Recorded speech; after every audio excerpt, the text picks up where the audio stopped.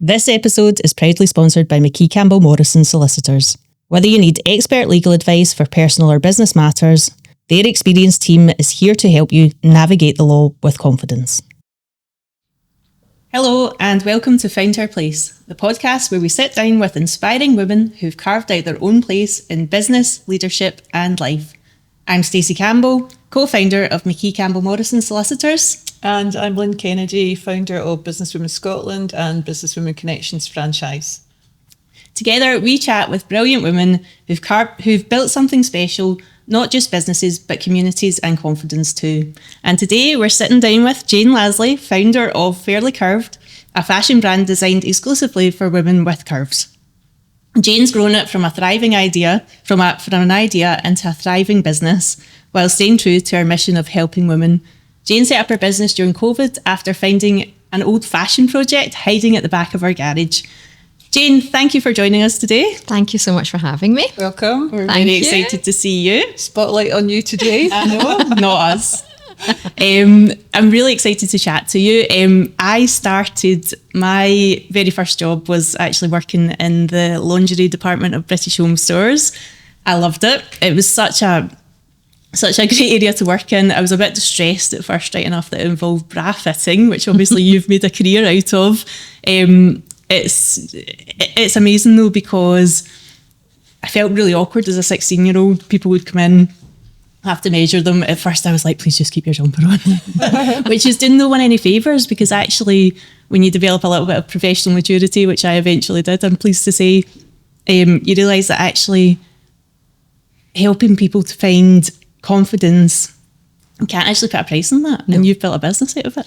Yeah, so we actually started as a fuller bust clothing brand, and it's only in the last year that we've added bras to the range. But I have always been able to spot an ill-fitting bra from a mile away. A mile away. So my husband played for Motherwell Football Club years ago, and on one of the very first team nights out where all the wives and the girls' friends were invited, after a few glasses of fizz, I took it upon myself to tell one of the girls, you have 100% got the wrong bra on. She was like, no, I mean, I think we were about 19. She said, no, I am always a 36C. And I was like, you have never, everybody thinks they're a 36C. It's like, you have never been a 36C in your life. You've never, I mean, she was tiny, there's no way you're a 36C. And we went on like this for ages. I was like, look, Amanda, please. Amanda is still a good friend of mine now. She won't mind me telling this story. We'll cut Amanda's name out. She won't mind. She still messages me now, saying, you changed my life that day. You made me put your bra on. But the thing is, you get backaches, you know, your posture's all off if you're not wearing the right. Absolutely. Well, I basically said to her, right, just try my bra on.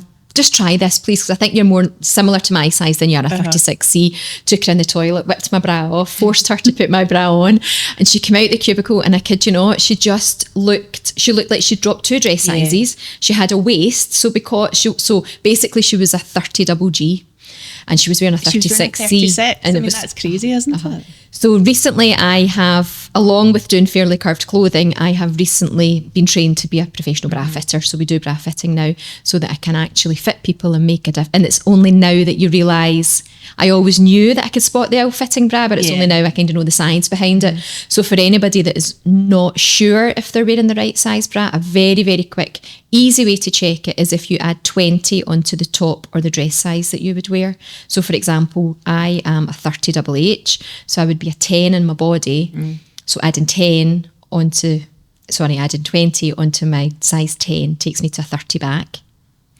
So really easy way to figure it out. Or if you're wearing, so lots of girls will come in with a 36C onto us.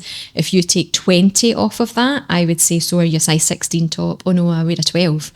So a 36, if you take off a 20, would give you a size 16, obviously. So, and once you sort that, I'm sure everybody stands taller. Yeah, and it doesn't work for everybody, but it's a really good guide just to get the initial back. Once you've got that band size right, it makes a huge difference to the support. And 80% of your support is coming from your band. So to get that band size correct makes a massive difference. So it really does all start with the lingerie. You're right, getting that perfect fitting bra, especially for a fuller bust girl, makes a huge difference. And so we've started with bras, but just taking us back to the beginning of your journey into retail. So I have always struggled to get clothes to fit me. Like I said earlier, I'm a 30 double H, so very small band size, big cup size. In like for my fifth, my daughter's gone into 6th year and she's doing all the prom dress shopping and all this just now. So my 6th year Christmas dance, 6th year, we didn't have prom then, but it was like your kind of final dance thing at the end of school. I just couldn't get a dress to fit me. And my mum's friend was a dressmaker and I'd basically designed my own dresses and just said to her, would you make these for me? And they fitted me perfectly. So that kind of gave me my first taste for fashion. Decided I wanted to study fashion, applied to Galashiels, went down to the College of Textiles and the Borders, studied there. And then culture shock. Yeah, complete culture shock. And I realised that I very quickly wanted to have I always worked part-time. I worked in the Jayne tea rooms in Glasgow in Royal Exchange Square, which lots of people remember. But I thought, right, I better get some fashion on my CV. I've always been kind of one step ahead. So I thought, right, I better get a fashion. So I applied for Ted Baker and I worked in there in Princess Square while I was at uni. So that gave me a good excuse to get back from Galashiels for the weekend, because there wasn't much happening down there. So, and I was lucky in the first couple of years I had no lectures on a Friday, so I ended up back on a Thursday night. We'd work chaos. We'd work, and then the tunnel on a Saturday. We'd work Friday, Saturday, Sunday, basically in the shop at the weekend, and then just pestered everybody that I could to get as much work experience as possible. So I managed to get a work placement of a month down at Ted Baker's head office with a design studio, and quickly realised I didn't really want to do design. I really fancied doing the buying. So that was probably my second, third year at uni. And then final year at uni, we had an opportunity to design a full collection. And I thought, right now I'm going to make stuff that fits me, all the backless tops or the strapless tops that I want to wear. I'm going to design that, but make them bra friendly so that I can still wear my big double H boulder holders. Ted Baker sponsored it, more or less. They donated all the fabric, so I made it with all Ted Baker tailored fabric. So really, really lovely collection. We had to exhibit it like it was a brand. So my best friend Alex, who has actually built my website for me now, he was doing graphic design, so he designed all my logo. And my maiden name was Fairley. My husband came up with the idea. He claims, I don't quite remember it like this, but he claims it was his idea to call it Fairly Curved, which was, so it's Fairly with an IE, as my maiden name was. So we had all the branding, all the posters for the exhibition. And then I graduated and I got offered a job in a buying department at International the same week that I graduated. It's a blast from the past, International. I've never seen really that in is. the high street. Really is. Started Razzle Dazzle, International, Au Natural. It's all the same price bracket, isn't it? Yep. So started working with them on the Monday, and my graduation ceremony wasn't until the Friday. And the rest's history, really. I ended up moving down, worked there for a few years, got promoted really quickly, moved down south to work for a New Look for a few years, came back, International headhunted me back as senior buyer, worked for D2, which was another Scottish company, but I always regretted not doing anything with Fairly Curved. I thought about it all the time. And I just ended up having 2 children and was just so busy with work and life that I thought, it's just bypassed me now. It'll never actually happen. And then during the pandemic, was clearing out the garage, found all my Fairly Curved branding from the exhibition, and just thought, I wished I'd done something with that. Yeah. And then still thought, I've not got the finances to start a brand. I loved being a buyer, but I didn't really... I enjoyed it when I was younger, but I didn't really enjoy all of the travel. And I thought, I don't want to be away from my children. I don't really want to travel. So that always put me off the thought of having to do lots of Far East travel or overseas travel when the children were so young. So anyway, I just thought, I'm never going to start a brand now, but maybe I could do something else. And couldn't sleep that night. Did loads of research, realised there were no styling pages for small band, big cup. So you can find petite, small. Everybody thinks curvy is plus size, but it's not. Girls can be curvy, but actually smaller size, dress sizes. So I thought maybe I'll do that. So next day I set up at Fairly Curved and just basically created a styling page just for women like me that have always kind of struggled to get clothes to fit. I gave bra recommendations, outfit ideas. So simple things that I will use, because over the years people have always said to me, you don't look like you're a double H cup. And I've always just used really simple styling ideas. So perfect fitting bra to start with, so that you're properly supported. That just makes you look smaller initially. Chunky necklaces just to raise the attention up above my chest, maybe a pattern or a brighter colour on my lower half so that it's drawing the attention down. So basically my styling page was just giving outfit ideas like that, and then it just grew arms and legs. So it's so funny because if it wasn't for the pandemic and being made redundant, so actually quite a difficult time presumably in your life, but so many opportunities often come from that adversity. Yeah, so that's exactly what happened. So after a couple of weeks, lost my job during the pandemic, but had started to build this community without really realising what I was doing. So very quickly had 1,000 followers, 1,000 more, and then it was those girls that started to say to me, Jayne, would you not do a clothing brand? And that happened the same week that I lost my job. And I thought, right now or never. Oh, you build your community first. Definitely. Even with this podcast, Lynn put it out before we started, so you build your community and then because Fairly Curved is such a strong name, strong brand for what you're representing. You're representing women, not just in business, but obviously just in social activities, just across the board. And it's a confidence thing for women. You know, we can all just sit here and we can have all conversations, but it goes back to confidence. Confidence is key for anyone, whether they're going for jobs, school leavers, whatever it may be. And you have created this amazing brand, and it's been amazing to watch it grow and develop. But one of the things, it's an admiration as well at the beginning, because you identified a gap in the market, and then you thought, how am I going to start it if I don't want to put enough, my own money into it straight away? So it was really key. Your messaging was building the brand straight away, and actually the communication with people that would really need and require your brand. And I don't think I had any plans to start. I really thought it was only going to be a styling page, I didn't really, so I planned it really, I didn't really plan it, if I'm honest. I just thought I'll do this styling page. It's a really nice way to the main thing for me was carrying on my family name. I loved that Fairly Curved was, my name. It's only my sister and I. My dad doesn't have a son, so I thought, how am I going to create, how do we carry on the family name? Whereas my sister and I are both married. That was really the backup, the behind it. And your family's involved in the business. Yes. Your mum. My mum has page. Yes, my mum is our the customer's favourite model. It's so funny because sometimes I'll post things and I'll get messages saying, "That's lovely, Jayne, but can I please see it on your mum?" I love your segment that you do. Who would it best? Who would it best? I know, which always wins. And my dad was sales exec for IBM for years and years, so very business minded. And when I first started, I remember saying to him, I really feel like I've got Rose, I'm a very positive person, so I can put a positive spin on anything. And I said, I really feel like I'm looking at this with rose tinted glasses all the time and there isn't really anybody challenging me. And he's like, I'll do that with you. So we went out for a breakfast one morning and it was like the toughest breakfast I've ever had. It was brutal. Sweating. I only did it twice after. I was like, well, Dad, I can't do this. He was brutal. But all of the same business principles, that just applied. So exactly the same. That must have put you on the right footing, I guess, just to have really that sort of challenge. Really good. And he's retired, and when the weather's nice, he plays golf, but during the winter, he's not really doing much. So he delivers all our local, we do like free local delivery for anybody that lives around us or the office, and I'll take that for you, and he delivers all the parcels.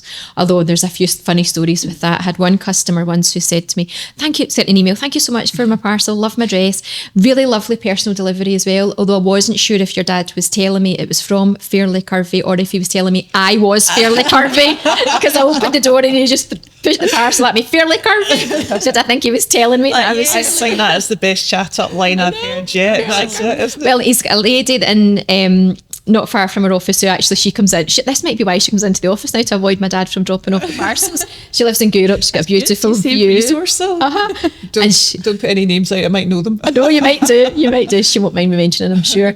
But one day he said to her, "Oh, your view is beautiful." She got invited him in for tea and cake. That's good though, that he's obviously keeping busy and he's involved too. And the customers all love him. So I've made so I have actually made my mum and dad directors, just for the point of, not for anything other than just as a thank you, really, because they won't let me pay them. They don't, they are really, it sounds like really they're supportive. Integral. So so they're both directors of the business. And you're very lucky because you've got that. But I also think if you're starting a business and you've not come from we were talking earlier about family businesses and the challenges with a family business, but also it can give you really good guidelines and guides and help if you actually are in the wrong direction. Because if you don't come from that family background, you're constantly asking or trying to find a mentor, and that can take a long time to actually find somebody that you trust. Yeah. And this is the whole thing about women in business. You build your business at a localized level, and you can build your business and community on trust. And it's the trust is really key, isn't it, for scaling and growing a business. And if you've got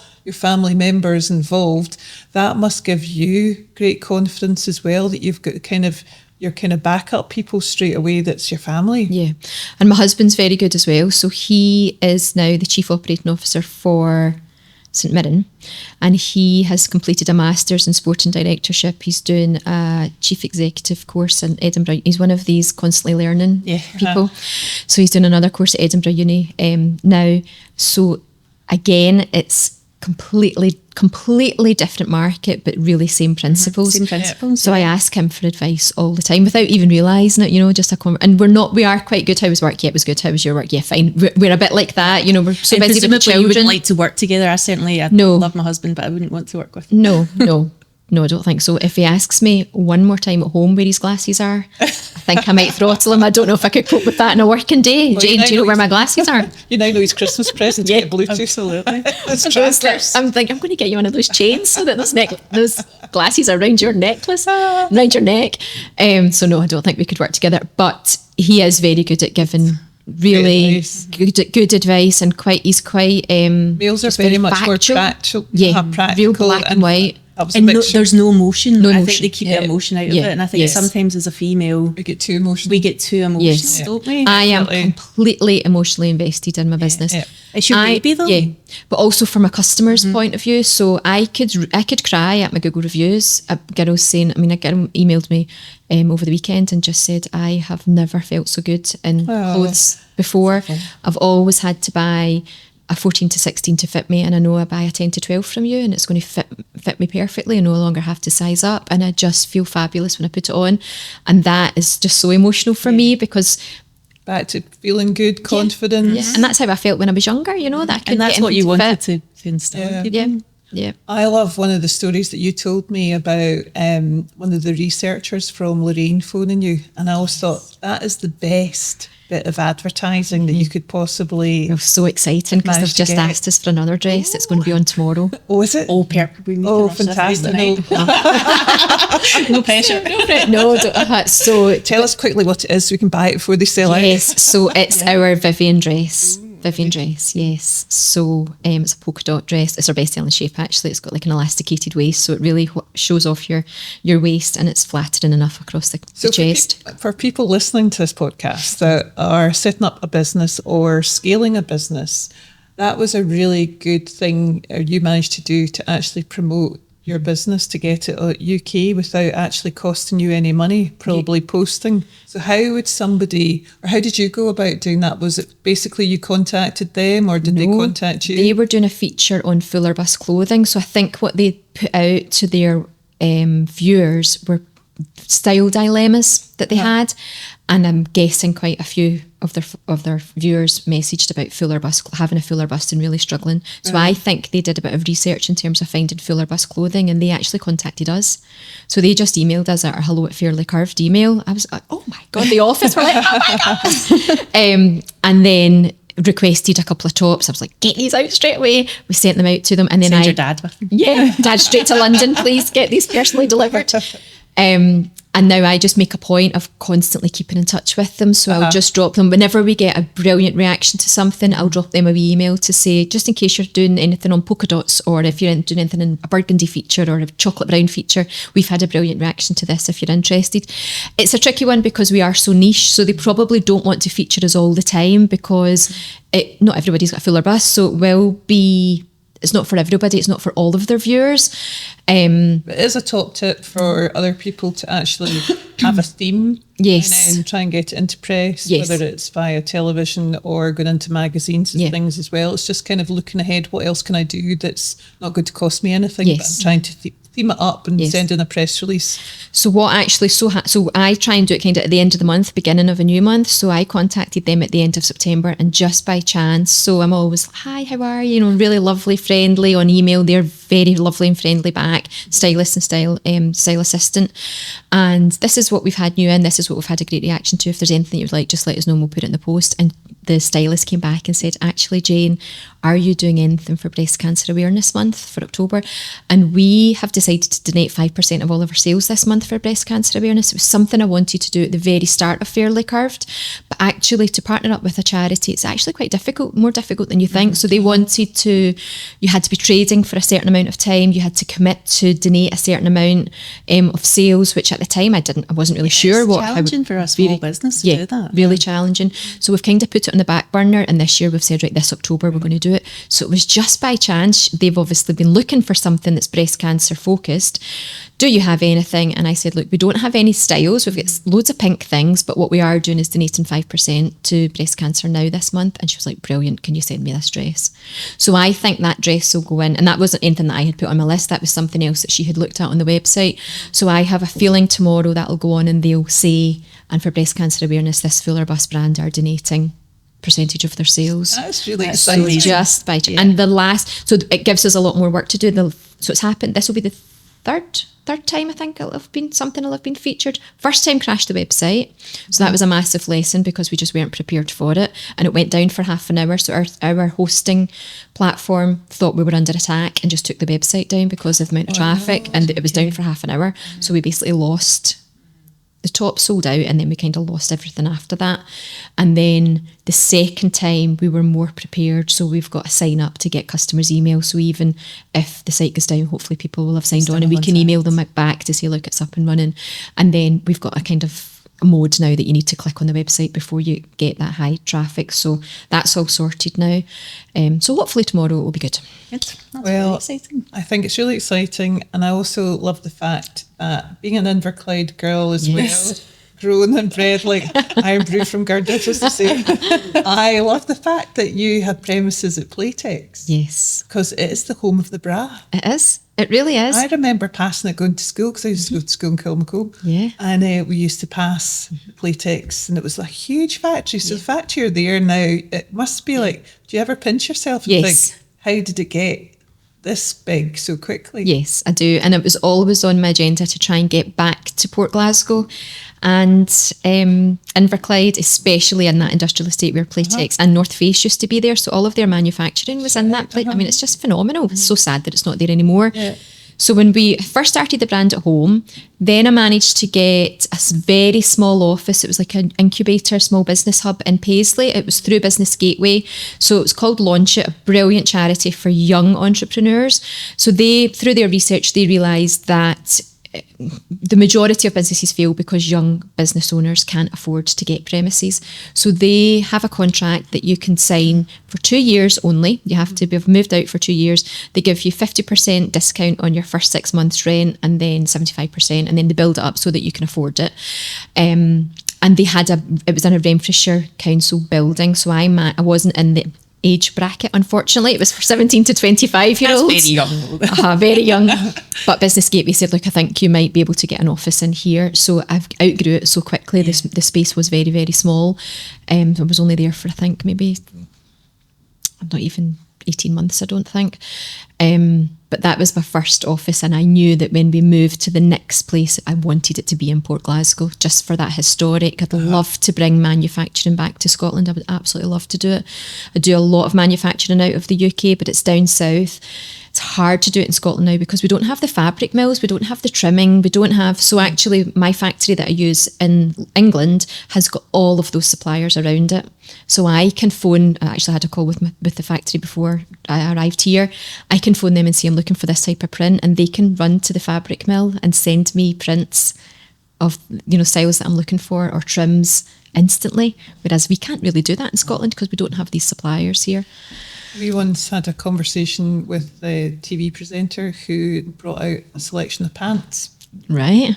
And they were for period pants, basically. And she couldn't get a manufacturing company in Scotland, just as you're saying, and she wanted to actually have that on her branding, saying made in the UK or made in Scotland. And she found it was in the army barracks where they made army waterproof jackets, and that's where her first lot of pants were made.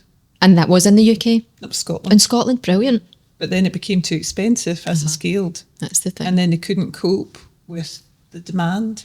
So then, just as you're saying, it had to actually move and find premises elsewhere. And so it's always the challenge, isn't it? Because you really want to be able to make things in the UK. Yeah, especially. I'm so proud that all our exclusive designs are made in the UK. To keep up with demand, I have used my buying skills. I was a buyer for 25 years, so I still do use my buying skills for sourcing some products in that I know are just going to work for a fuller bust. We have such a high percentage of repeat customers, so we'll get messages saying what's new, especially at the start. So it was really hard to keep up with demand, meeting the factory minimums, designing new garments, having everything made, the lead time that takes. So I did use my buying skills, and we will source in some styles that I just know will work. So it's a bit of a mix of both. And now we obviously stock bras. We had looked at doing our own bras, but you just can't beat the.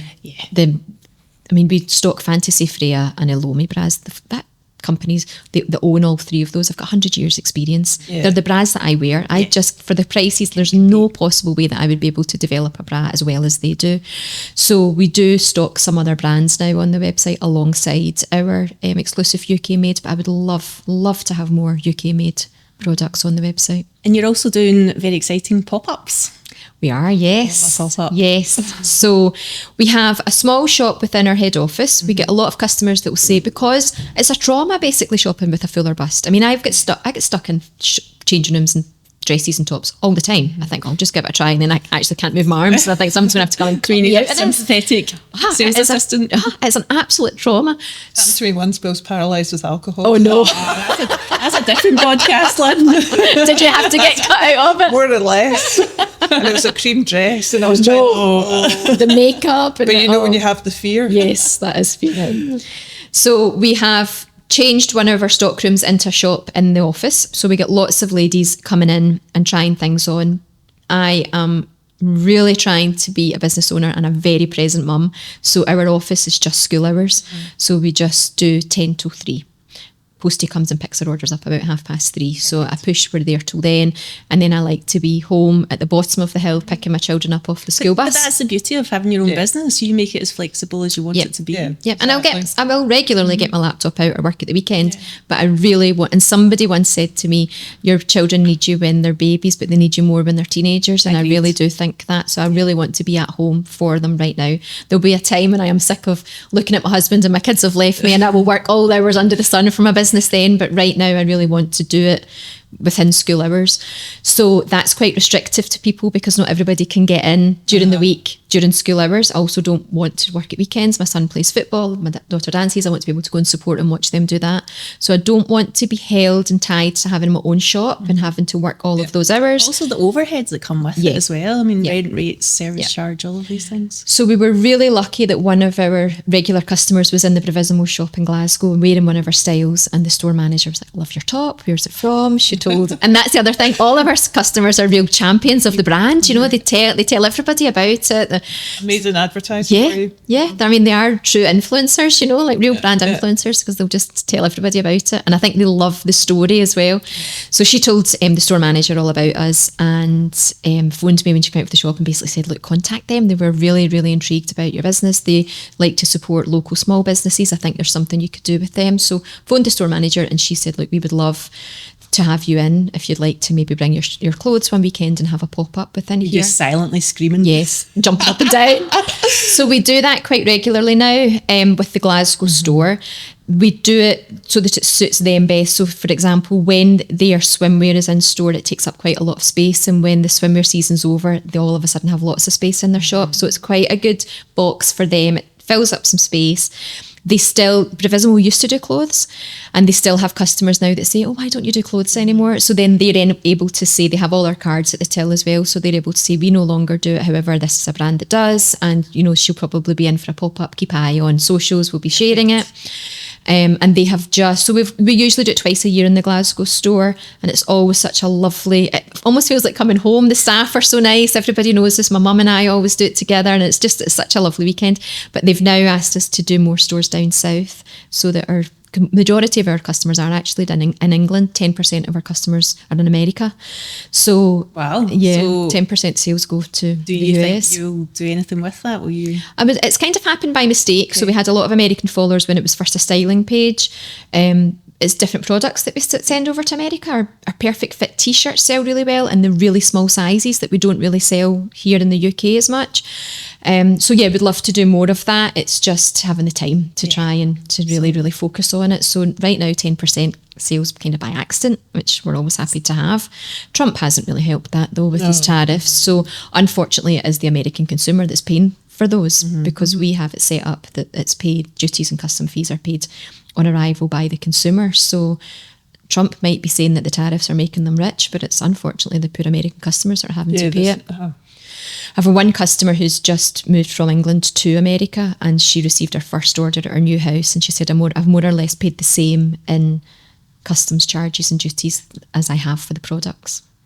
That's so awful. Destroying, awful. Awful. So yeah, so the Bravissimo pop-ups are a great way for us to meet all of our customers that are down south now, and we're still really a well-kept secret. Not a lot of people know about Fairly Curved, so it's a great way just to get brand awareness. And with the market leader, Bravissimo is the filler bus brand market if you were leader. writing a list of who you would like to do a pop-up with. Ideal. So for people that are listening today to find her place, scaling businesses, because this is what it's all about as well. We're talking to really women like you that have scaled fantastic big businesses. What would you say would be your top tips? If somebody has an idea and they want to do something with it, what would be your top tips for starting? So first of all, I would say just do it straight away. Just do it and start it while you're doing your research. Set up your social media, build your community straight away. So I had built a community of really amazing followers who have become really repeat customers without even realising I was doing it. So that styling page and just basically gave me a complete platform to build my business that I didn't realise I was doing at the time. And I started that. A lot of followers that I got by accident was from engaging with other similar businesses to mine, like Bravissimo. So I would go onto the Bravissimo page, look at the type of girl, when I was doing my research, look at the type of girl that maybe followed them, looked at the comments, what were they asking for. That customer is also me personally. I'm exactly that same customer in terms of my pain points, trying to find things to fit. So I would be naturally engaging with them, replying to comments, agreeing with them, and then they would obviously have a look and say, oh, who's this that's liked my post, or who's this that's replying to my comment, and then they would just naturally follow me back because it's of interest to them. And I did that by mistake without realising that actually it's a really clever strategy to do. And what we don't do now is much of that because we just physically don't have the time. But whenever we do, it's incredible the amount of followers that we get back. So I would say start your socials, build before you've even got your product, if it might be a service based, but before you've even started your idea, start your socials, build your community, engage with like-minded other companies, I suppose, and the people that follow them, and you'll be amazed at how quickly people will probably follow you back. So that would be number one. Number two, I always say, get in touch with Business Gateway. Business Gateway have helped our business found our first office through them. We've had grants from them in the past. We've had loads of amazing press through Business Gateway. So I would definitely say get in touch with your local Business Gateway office and really become friends with your advisor, because they are just such an amazing help. And number three, what would number three? Was it three you asked for? No, I just said your top tips. Top tips. Well, definitely those two. And also the Federation of Small Business is another small business owner suggested that I join that. And it's not expensive. And the legal advice that you get is... So we've got a couple of fashion students in just now. Some of the local universities, they have to do 20 days work experience. It's really difficult to get work experience in fashion in Glasgow now, so I'm always really keen to bring them on.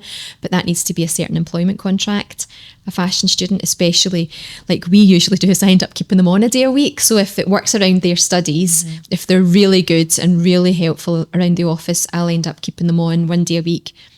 on a flexible contract that doesn't affect their studies. So if they've got a big project that they need to hand in, they'll maybe phone and say, I'm not going to make it in this week, Jayne. I'm absolutely fine. Your studies come first. But then if they maybe want to do a few extra days in the holidays, we would have them in then. And having a contract for that's quite tricky. So FSB have got a legal department that you can phone and just say, this is what I'm looking for. And their legal advisors will give you a template contract, which is just like phenomenal. And there's just no way I would have been able to find that. So joining FSB has been really, really beneficial too. So I would say they're probably my top 3.